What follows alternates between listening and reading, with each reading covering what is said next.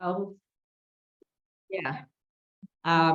And she lives in East Campus, to Luke, her husband, and has 2 children. She, let's see, graduated with a BS in environmental design and an MS in environment and behavior at MU.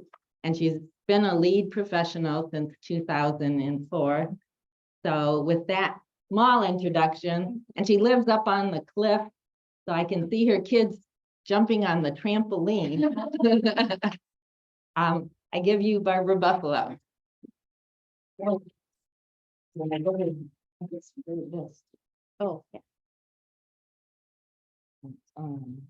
Make things closer. Okay. Can you hear me okay? Is it the closer the better? This is good. One small correction. I taught in architectural studies. At that time, MU did not have a sustainability director. So I worked in sustainability at the university, but was not the director. But thank you for the promotion.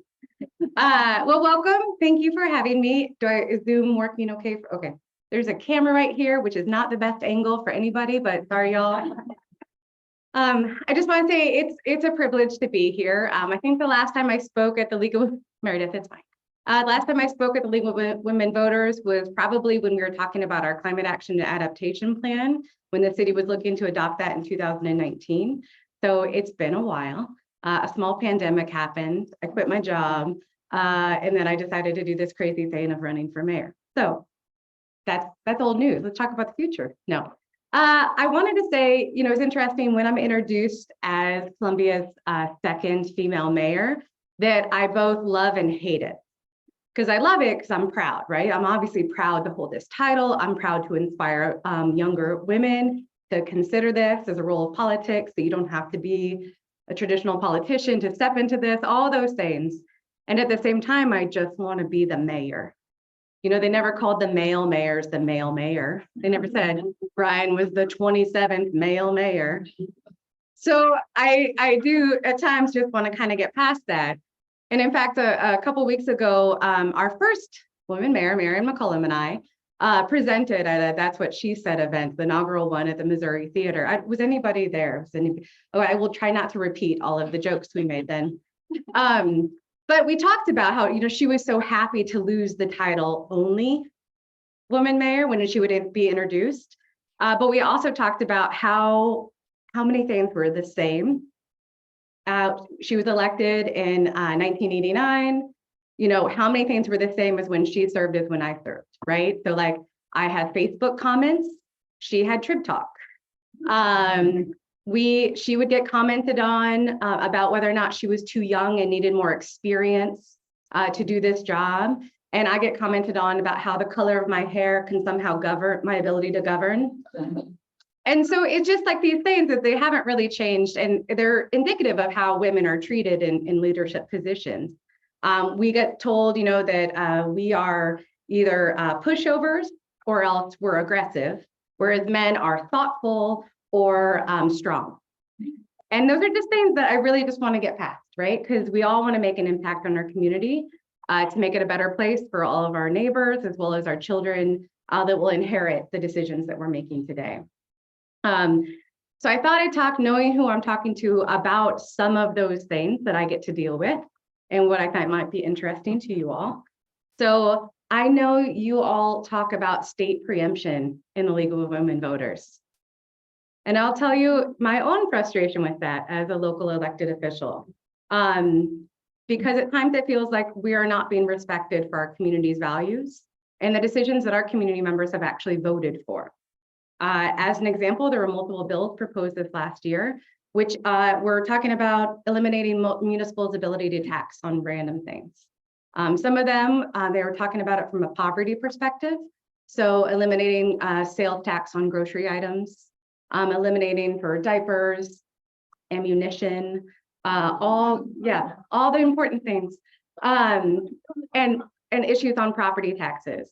And the thing that was frustrating from a local perspective and from our municipal league is that those are things that were voted in locally. My voters in Columbia vote for our sales tax rates, they vote for our property tax rates, We do these things locally and we talk about it locally. We talk about very publicly. We have multiple public hearings on how we set our sales tax, what we have availability for these.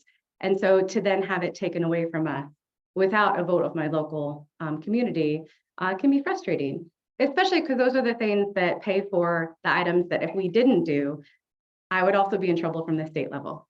Those are the things that go into our general fund. Like if we were to estimate 80% of some of the sales tax, I think I wrote down my numbers here. Let's see, for sales tax generated from grocery stores in 21 and 22 was around $8 million. And so if we assume that food related sales, which was one of the items they're talking about eliminating, is around 80% of that part of the sales tax from grocery stores, that's $6.5 million of our annual budget, which would be eliminated. Some of the other things that are being talked about right now are thinking about for like building code prohibitions. So for those of you who know me talk before, the built environment is responsible for the majority of our contributions to climate change.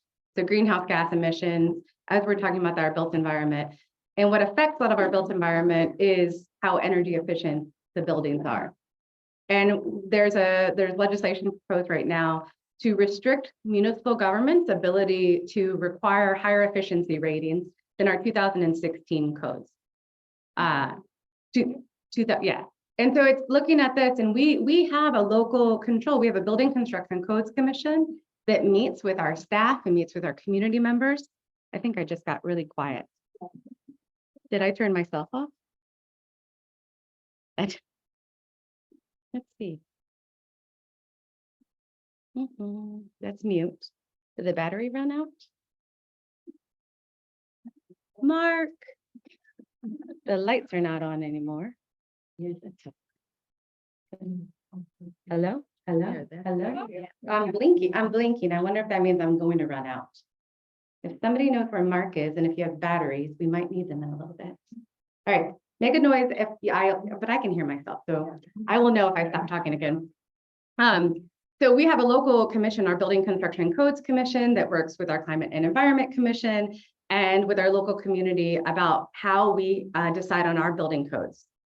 Building codes are also decided, and I know this is not an unheard of discussion for League of Women Voters because I see Dick Parker. So I know you probably talk about building codes a lot, but it is something that's an international code that we review, professionals review, and we look at, and then we review for local control. What works for Columbia? What things do we need to think of for prescriptive measures to make it easier for builders to build energy efficient buildings? And what does our community need?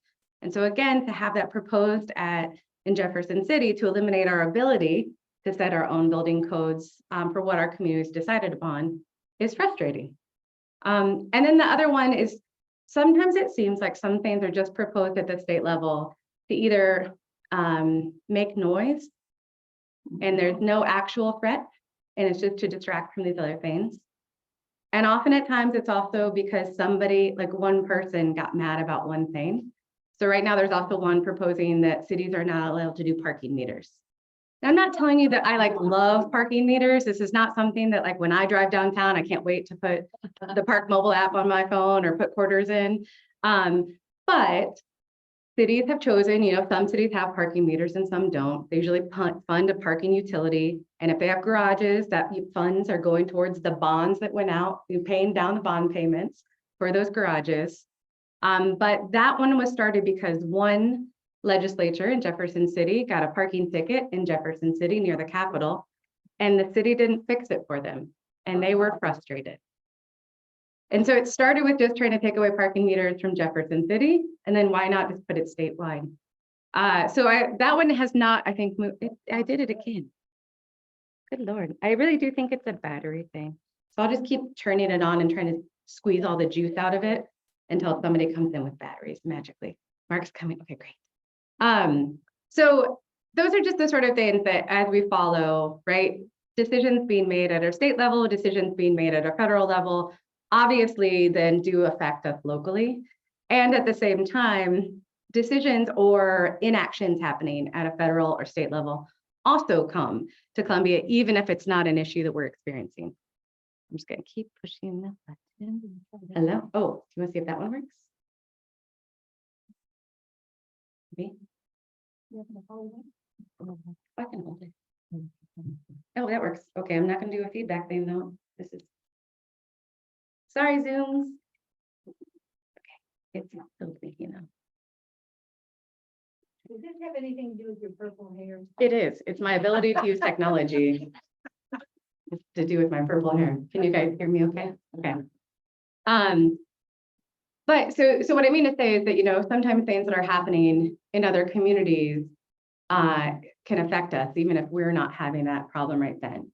And I'll tell you it's a little bit tough. So the mayor and council positions in Columbia continue to be volunteer positions. And so at times that, we have a professional staff within the city of Columbia. And at times it's hard to know, when do I let them take, you know what I mean? Like kind of take the initiative, take the lead, but also knowing that my title allows me an ability to stand at a podium and hold a microphone.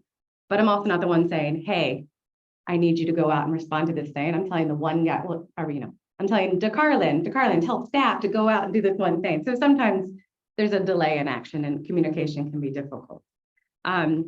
One of the things I often talk about is that leadership in this job from the mayor's position is all about like guiding the talents and energies of everyone else you're working with into the direction that's better for your community. I serve as one vote on our city council.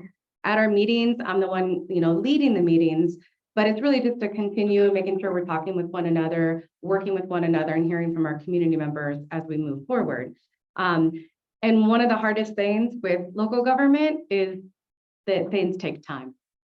And it's frustrating when it seems like other communities maybe have responded really quickly and fixed something, to know like, well, how did they do that so fast? And then to recognize that they've probably been working on that for a while and it just seems to be the timing worked out.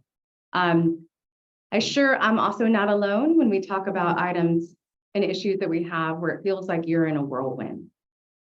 And when you work in areas where there's a lot of oversight, whether or not you are just going to the grocery store and somebody's acknowledging what it is that you're buying or what bag you're using. One time someone called me out for grabbing a plastic bag and I felt so guilty. I'd forgotten the bags at home. It's a whole thing, but anyway. And I often think about, the words that I say. I'm not a career politician. I have no designs to go to Jefferson City or Washington, D.C. Local control is where you can see local improvements and local progress, and it's really rewarding for me. And that said, it's obvious because I'm super candid and sometimes I say inappropriate things like because I just talk. And so it's interesting in that regards because, you're trying to make sure that you're just leading your community and going forward. So when I talked about some of those things happening at a federal level or another community, when they affect you and you come here, I often have to wonder, okay, well, let's look into this. Are we having that issue here? An example was recently in Louisville, Kentucky. I am now friends with the mayor of Louisville, Kentucky, and they had a shooting a month ago. And the shooting in the bank a month ago, Craig mentioned the fact that in the state of Kentucky, they're not allowed to destroy the guns used in some of these issues. The best they can do is get rid of one of the pins in it, but they had to give it up. And then it has to be it's up for auction later on. And so, of course, like my first thing is like, sounds like Missouri. Do we have that rule? You know what I mean? So the first thing I did was reach out to our police chief and DeCarlin, our city manager, and was like, do we have this and what can I make? I don't want, not that we've had, but I don't want anything like this to happen. And they're like, no, we can destroy. We actually do destroy guns. And you probably know, they actually used to do a lot more, but now they don't get as many anymore. But it was one of those things where it was like something happening in another community can benefit because I can find out that the same thing that we cannot have happen here. But then also at the same time, I think about our local control and what I can do. So while the state is talking about preempting items of what we can control, I don't have much control over what they're doing that is affecting me. So I can advocate, I can bring up the words, and at the same time, sometimes I have to be cautious because that creates a bullseye for Columbia, where we had this experience in January, if anyone followed that story, where they talked about cutting our funding for different areas that we have. And so just for me, it's that balance of making sure our community members know what our community cares for and what we work for, but also being mindful and conscious over like, I don't want to do anything that then affects my Public Health and Human Services budget for when they provide care for gender affirming care or for our community members. So I just say that to say the whirlwind is hard to lead through at times, but for me, it's helpful to focus on the road. And I talk a lot about how, and for me, I know that I'm making decisions for future councils. I'm making decisions for future community members, for future generations, and for my children.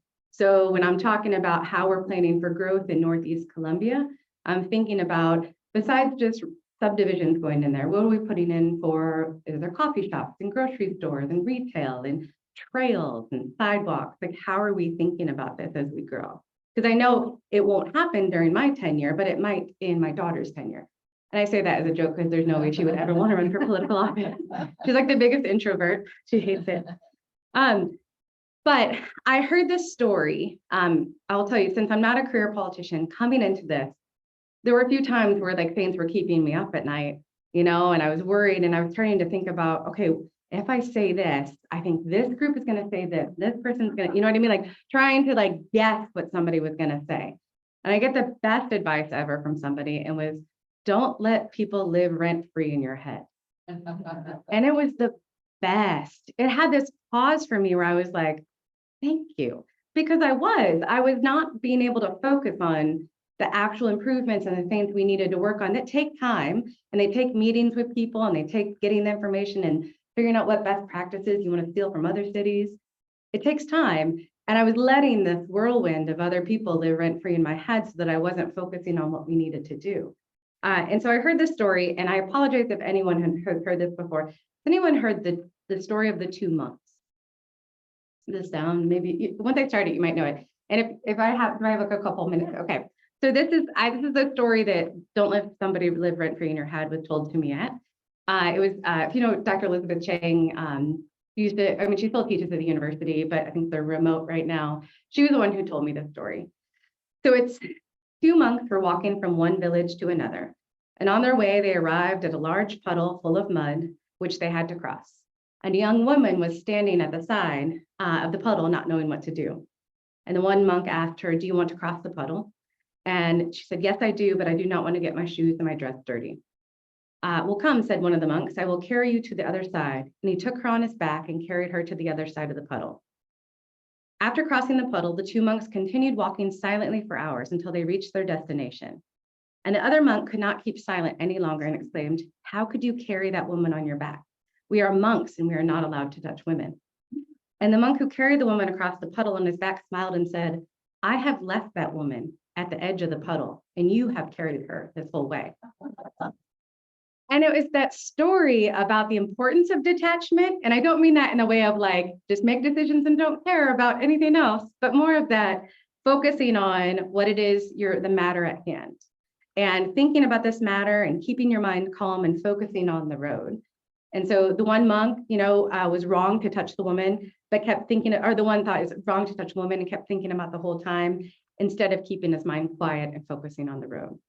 And so for me, it meant more focusing on the big picture. They're going to be the items that come up, but focusing on the future, and as we're planning for it and as we're working with one another, it'll be a more enjoyable journey.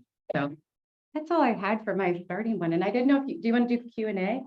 I don't know what you're the boss. Oh, I have no authority over here. It's like its own taxing district and everything. yeah. Oh, I was thinking there might be so many questions that we wouldn't have Oh, time for it. even a limit, like 2. Sure, if Good there's one. 2 questions, that would be great. If anyone has them, They don't have they've to. been, we're a You good can also group. come We're a to good group. you can also come to the Monday council meetings, first and third Mondays. We'll be there tomorrow. Here we have a question. What do you consider the 2 biggest picture items that you are looking forward to completing on the ball? That is a good one. Sorry, Barbara, to make you laugh. Okay, I need the The question was, what do I think the 2 biggest items are that I want to complete in my term? So it's 3-year term. So in the next 2 years, what do I want to do? Okay, Marcia. Well, one of them we've already started, and it's about, this is so sexy, more work sessions. So Siri couldn't hear me. Sorry, Siri. I'll talk louder. So one of the things that we have is that there's so many big issues that we're working on that it really makes it hard to handle it all on 2 Mondays of the month. And some of them, they're not legislation to vote on, right? So it's not even like, should you bring it up at a regular council meeting because there's nothing to vote on? It's more of just a conversation, like, what are we going to do with our electric routes, rates and all these things. So we've already started in the last year doing more work sessions, which are on the off Mondays. The purpose being is that I want us to be more efficient in how we have our meetings, how government works. As we work with one another, being able to have those conversations about all the minutia that we need to know before we make a decision in a public forum, rather than just in a 3-minute comment at a first and third Monday. So it's not, I know it's really sexy and really big and exciting, but for me it is. And then the other one is, right now we have a lot of federal funds that are coming out, not just the American Rescue Plan Act funds, but also the funds that we're seeing through like the Investment and Infrastructure and Investment Act. And as we're looking at those, there's going to be a lot more funding that can come into helping us with, a lot of our infrastructure, the literal foundation of our community. And parts of that is I want to look at what's the future of our local power plant, which we don't use. There's a little bit of base capacity for natural gas, but what could we do with that? And where could we help invest in more renewable energy procurement for our community and our state to help us fulfill the clean energy future that we want? So how do we use that federal funds right now? Because there's a lot more of it than there will be in the future. There was a second, or do you want me not to, let a second? Oh, was there a second? I didn't know if you had one. Or- Would you comment on any legislation about distracted driving in the works? Oh. Repeat it. So yes, can I comment on any legislation that's on distracted driving for the work? So there have been every year for the last, I think, 4 years at the state level has been the request for having distracted driving. The latest one I don't know where it is in it, but I know that I signed on as like a supporter for both that one, as well as there was another one for distracted driving and texting while driving. If you look at MoDOT's numbers for that, it's impressively sad about the amount of both money and activities. I will probably pull up while we're waiting for things what the legislation numbers were for that one, because that is one that's been a priority of the Municipal League for a while, and we've partnered with some of our state transportation advocates on that one as well. So yeah. We have a Zoom question. Oh, there's a Zoom question. Hello, camera. What is it? Yeah, I don't. Yeah. You want to read it? Oh. There was a news article about the encampments and whether or not the DNR required they be dismantled. What would you like to, some comment? Yeah, so I know we'll be asking this question too at council meeting tomorrow. So last we had heard was that we had received that we were warning that if we did not do items that we were going to be cited. So we did not receive an official citation, but warned that it would be cited because of illegal discharge into the creek. So homelessness is obviously one of the big issues, and we're talking about things to do. We know the Opportunity Campus is a few years off. The city purchased the Ashley Street project for room at the end and are looking to renovate it so it can be like a year-round. What shelter could we provide? In communities that look at whether or not it's sanctioned camps or different types of drop-ins, it always helps if they have social service partners with that. So what I've seen successful, like the city of Lawrence recently did, they have, if you've heard of Pallet, they're kind of these tiny homes coming in, as well as they partner with a social service agency to help manage it because it's outside of the skill sets of most municipal employees for some of these areas. And so looking into what are our best practices that we're seeing other communities do that we can do here. But like I mentioned, takes time, right? As we're doing this, and I know it depends on who is at the council leading it and working with community members to go forward to see progress on it. But yeah, thank you. I'll give this back to you. Well, thank you so much. Don't go yet. Oh, yeah, no. We have a little gift for you. Oh, Here we go. Some native plants. yeah. Care about the environment, and you have a great yard. I do. Hopefully sunny. There's some sunny spots. I was gonna say, wait, I was talking to earlier. Well, Pam, where are you? Where's Pam? There you go. We were talking about this. I just asked her if she had done any gardening and we said it was too cold right now when we're outside. But I did just plant my herbs. So I will totally put these in my garden. So thank you so much. Thank you, everybody. And we have one more little more. gift. But It's- wait, there's more. It's a little suffragette pin Oh, to honor and help you remember and promote the League of Women Voters and everyone, women and men who work to make I should have been doing that. who work to make democracy stronger and voting more accessible. I love it. So Thank you so much. I would just say also, I forgot to mention this. From what we can what we were looking back, City Clerk was looking back, this might have been the first year that we issued a proclamation for International Women's Day. So I was really proud to do that on March 8th for International Women's Day. So it was very cool. So thank you. Thank you for that. oh, thank you so much. Thank you so much. Good thing I didn't ride my bike. That was informative and delightful and appropriate. Shall I share the annual meeting now? We're gonna do the Eleanor Goodge Award next. So every year at our annual meeting, we present the Eleanor Goodge Award to someone who has done outstanding work as a League of Women Voter member. And this year it goes to Meredith Donaldson. And we have the nominees or the people who made three of the three people who made the nomination. And I asked them to come up and say a few words about Meredith, and then we'll present the award. So let's see. Transfer this. Does this work?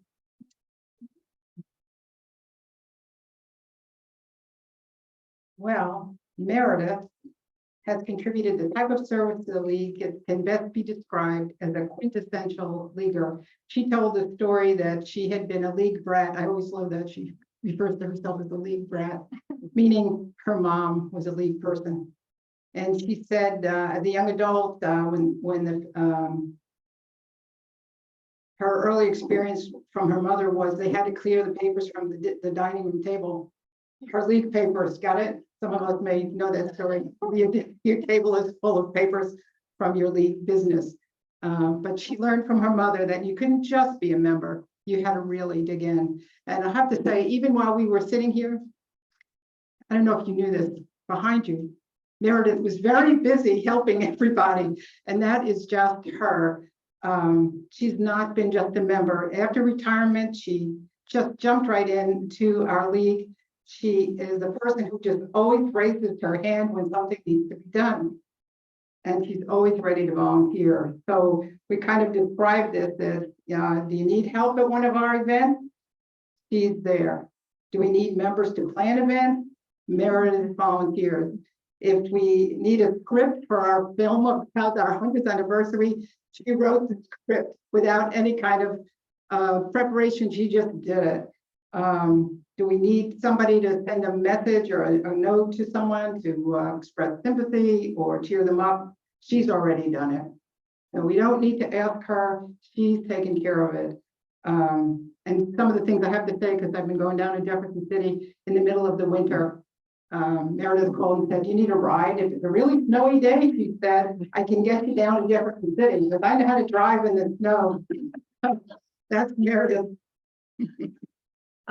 Not only her can-do attitude and willingness to jump in and get work done that needs to be doing demonstrates her exemplary service to the league. Even before chairing our membership committee, Meredith was already working on ways to connect to individuals to encourage them to join. Since becoming chair of that committee, she's invigorated our efforts and brought the number of members possibly to a new high that we've had for decades, if not forever. She has served on the LBC, our local board, for about 7 years, and is assisted at the state level and in statewide work, and is a member of the LWV-CBC nominating committee. And I know worked very, very hard on that particular event. And she's also very involved with every social event we have. And as Marilyn said, just give an idea and she's jumping on it. So these are just some of the things that she has done to show exemplary service to the league. And just looking at the room, I have to say, I've been a member for a long time and there's some longtime members here, but there's a lot of new members. So that's thanks to Meredith. Thank you for that tribute. Now, Meredith. Please come up.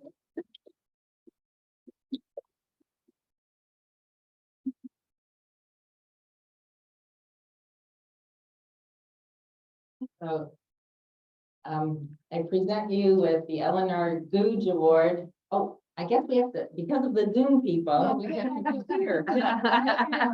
There we go. Is that her?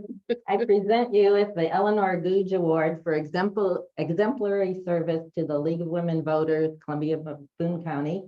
And I'll just read what it says so people can know. In recognition of her dedication and service to the League of Women Voters for many years of outstanding service as a board member, her excellent work on membership recruitment and training, as member chair, her enthusiasm for connecting with members and connecting them to the work that they can do for the league, as well as her willingness to pitch in whenever and wherever needed, and let's say, which have all been critical contributions to the success of the league.